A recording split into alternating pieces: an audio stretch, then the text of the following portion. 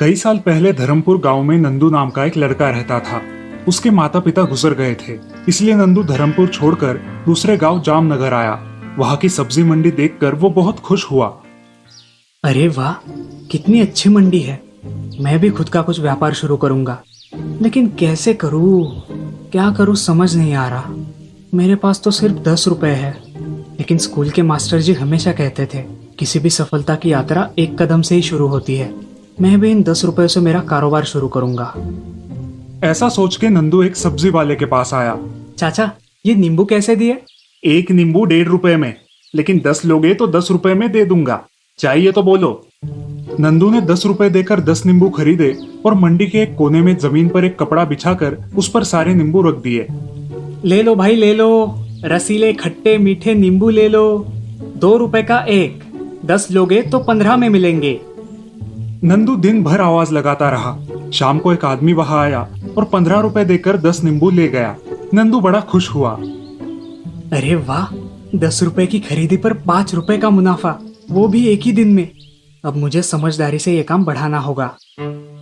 अगले दिन नंदू फिर उस नींबू के व्यापारी के पास गया और नींबू खरीदकर फिर से बेचने लगा।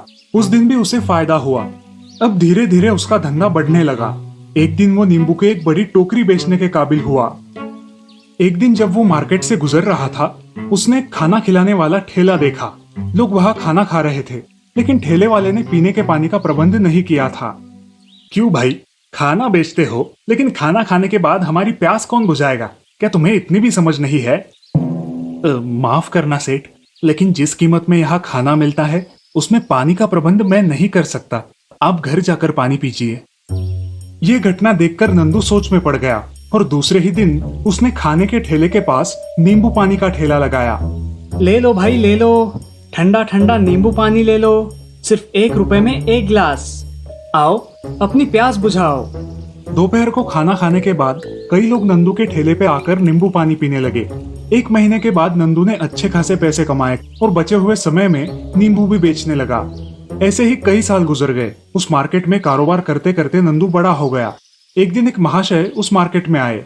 बेटा, जानते हो मैं कौन हूँ? मेरा नाम गोविंद है और मैं इस मार्केट का चेयरमैन हूँ। जी, आपको कौन नहीं जानता। आप जैसे भले इंसान की वजह से ही मेरे जैसे छोटे छोटे व्यापारी अपना गुजारा कर सकते हैं, तरक्की कर सकते हैं। मैं तो आपको बचपन से ही देखता आया हूँ। बहुत खुशी हुई तुम्हारी सफलता देखकर। मैं भी तुम्हें जानता हूँ। तुम जब यहाँ आए थे तब अनाथ थे, लेकिन अपनी लगन और मेहनत के बलबूते पर तुमने इतनी बड़ी सफलता हासिल की। क्या तुम मेरी बेटी सुकन्या से शादी करोगे? मुझे तुम्हारे जैसा ही मेहनती और होशियार जमाई चाहिए। मेरी बेटी को तुमसे अच्छा पति नहीं मिल सकता। क्या तुम्हें ये रिश्ता मंजूर है? क्यों नहीं सेठ जी, आपने मुझ जैसे अनाथ को आपके परिवार का हिस्सा बनाने की सोची, यही मेरे लिए बहुत बड़ी बात है। मुझे रिश्ता मंजूर है। और इस प्रकार नंदू की शादी गोविंद जी के बेटी से बड़े धूमधाम से हो गई। और फिर नंदू ने अपने ससुर की सहायता से अपने व्यापार को और बढ़ाया और खूब तरक्की की। तो देखा दोस्तों, मेहनत करने वाले की कभी हार नहीं होती। बस आपके इरादे बुलंद होने चाहिए, जैसे नंदू के थे।